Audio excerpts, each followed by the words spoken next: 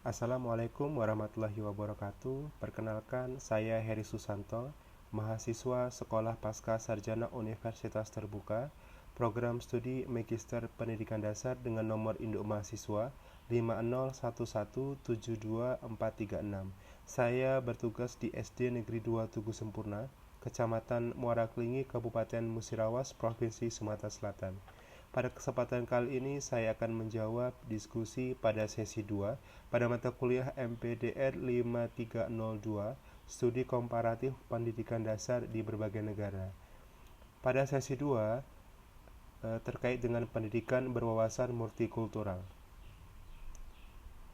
Saya akan menyampaikan hasil diskusi pada sesi kedua, yaitu terdapat 3 pertanyaan. Pertanyaan yang pertama, berikan 5 alasan penting yang dibahas oleh penulis dalam materi pengayaan sesi 2.1 dengan judul Pendidikan Pendekatan Multikultural untuk Membentuk Karakter dan Identitas Nasional di Era Revolusi Industri 4.0, a Literature Review. Berdasarkan hasil telaah literatur, terdapat 5 aspek kunci yang menegaskan relevansi pendidikan multikultural di era revolusi industri 4.0. Yang pertama, urgensi pendidikan multikultural di era 4.0.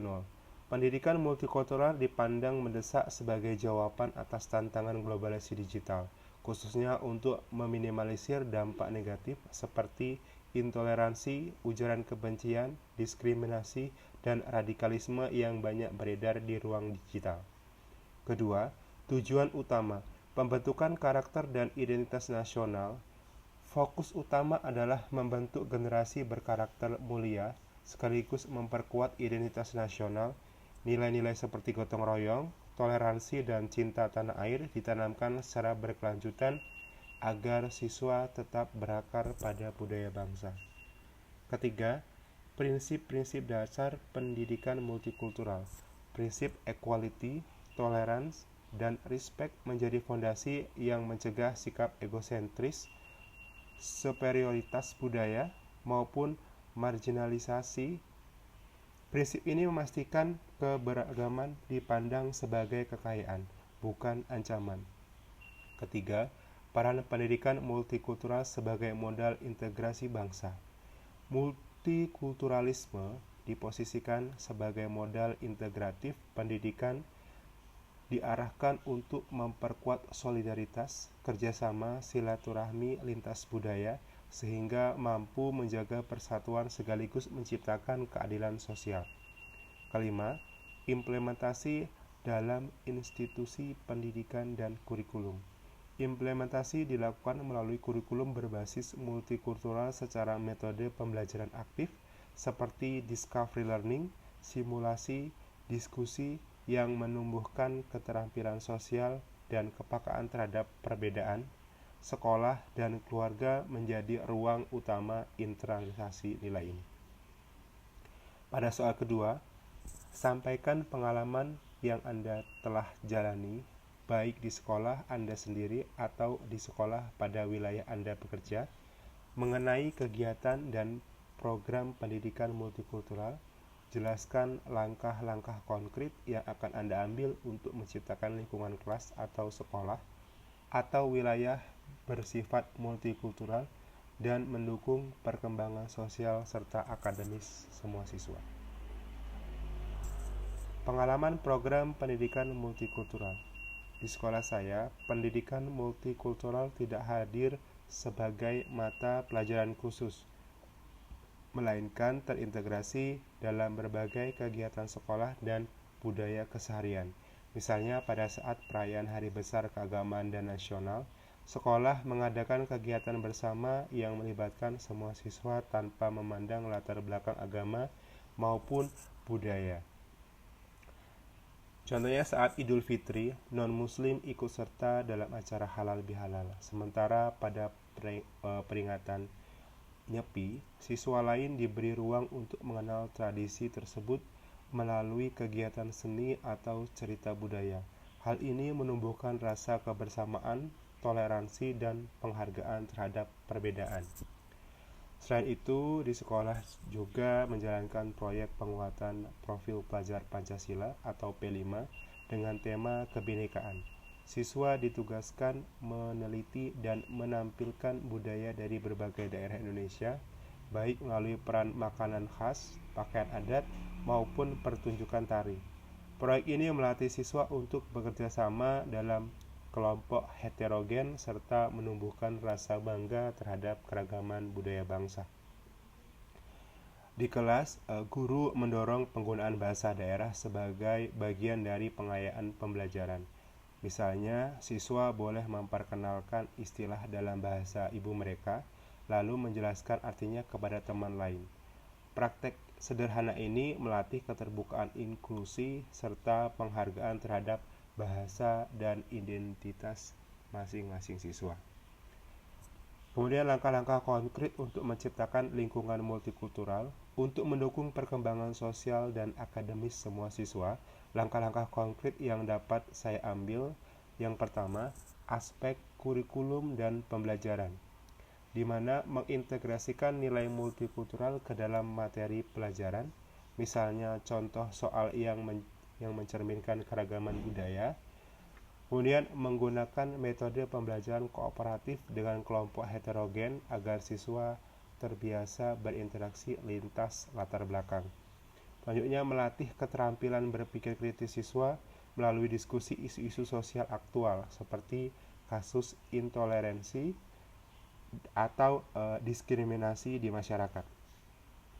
Kedua, aspek budaya sekolah dan iklim sekolah, di mana menyusun aturan sekolah yang tegas terkait anti-diskriminasi dan anti-bullying sehingga tercipta lingkungan aman bagi semua siswa. Mendukung festival budaya sekolah atau hari kebudayaan, di mana siswa memamerkan tarian, lagu, pakaian, dan kuliner dari berbagai daerah. Kemudian memberikan pelatihan bagi guru tentang pedagogi multikultural dan pengelolaan kelas yang inklusif.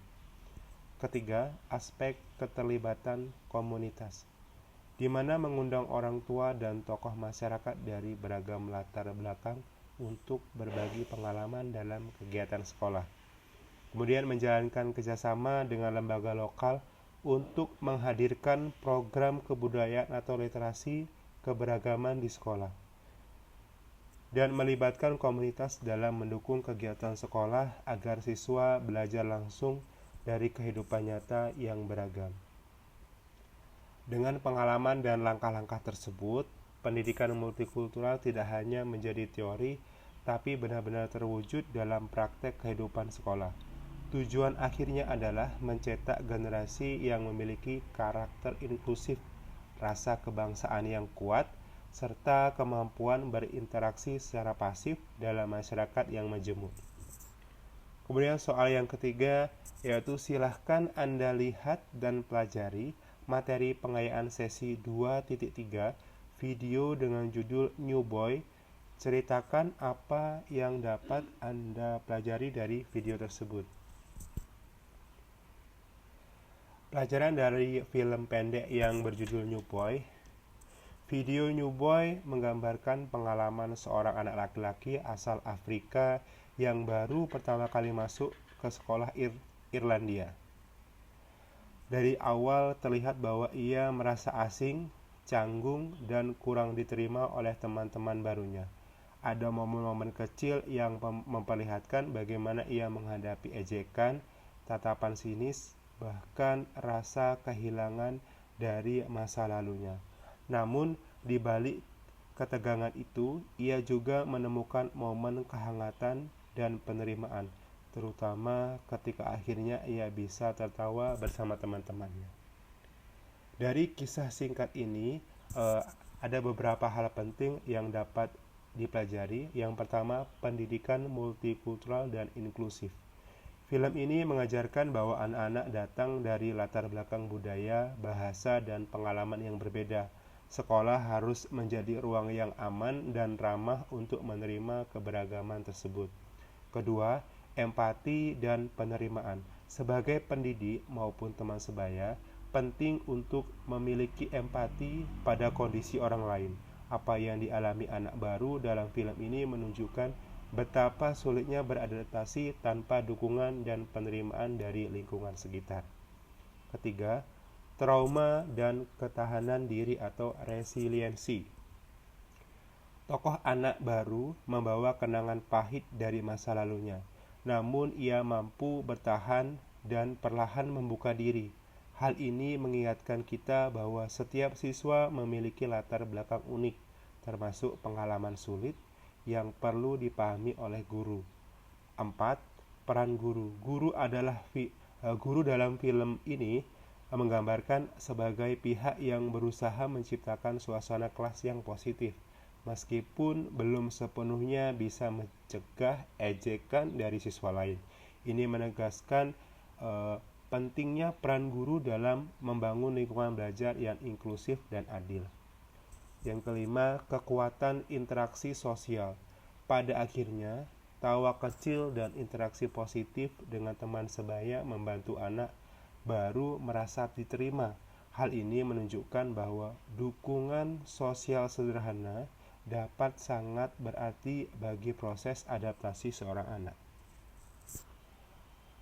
Dari cuplikan video tersebut dapat disimpulkan bahwa saya belajar bahwa sekolah bukan hanya tempat untuk memperoleh ilmu, tapi juga ruang sosial di mana anak-anak belajar tentang keberagaman, empati, dan penerimaan. Sebagai pendidik, kita ditantang untuk menciptakan iklim kelas yang ramah dan inklusif, sehingga setiap anak, apapun latar belakangnya, merasa dihargai dan mampu berkembang secara sosial maupun akademis.